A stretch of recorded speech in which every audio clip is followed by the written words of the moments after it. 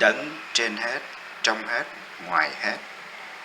The one on Navon, in Navin, out Devout. Kính mời quý vị nghe truyện Đấng trên hết, trong hết, ngoài hết. Phần 3, tác giả Khánh Thiên, Minh Thiện, Trọng Khoa. Tựa tiếng Anh: The one on Navon, in Navin, out Devout. Part 3. Author Khánh Thiên, Minh Thiện, Trọng Khoa.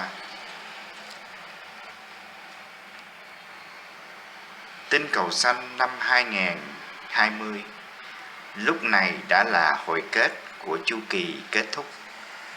Thượng đế cai quản tinh cầu này, Đức Thái Dương Thượng Đế, cùng các đấng, đức, bậc và quần tiên hội của Ngài đang cố gắng tránh sự hủy diệt cho tinh cầu bằng cách lựa chọn ra những chúng sinh tốt nhất, mọi giới, mọi loài, mọi sự tốt nhất, để chuyển tất cả cùng thời điểm với tinh cầu cũng đang được thăng chiều kích lên qua một kỷ nguyên mới, The Golden Age, và những thực thể này sẽ được duyệt thăng lên thông qua hội ngày tái lâm của Đức Thiên Tử.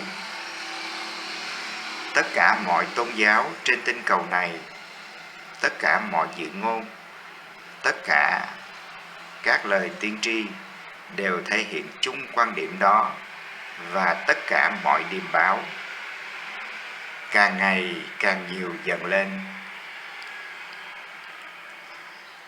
Thượng đế cai quản tinh cầu xanh cùng các đấng, đức, bậc và quần tiên hội của Ngài đều tuần tự theo thiên cơ đã có mặt trên tinh cầu này.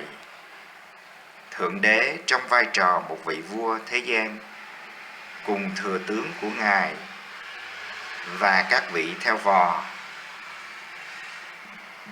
đang cố gắng làm cho cơ chung diễn ra.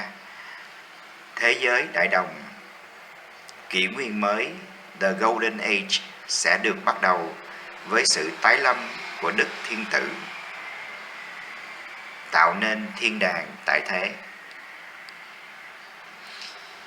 Tuy nhiên việc này là rất khó khăn, vì tại tinh cầu này cũng có 3 vị thượng đế, cái thiện, cái ác, trung lập, đã không còn là một thể, càng lúc càng bất đồng quan điểm, sinh ra nhiều thứ khác nhau. Trên tinh cầu này, cái thiện cũng có, nhưng cái ác thì đầy rẫy, cộng với muôn ngàn sự bàng quan.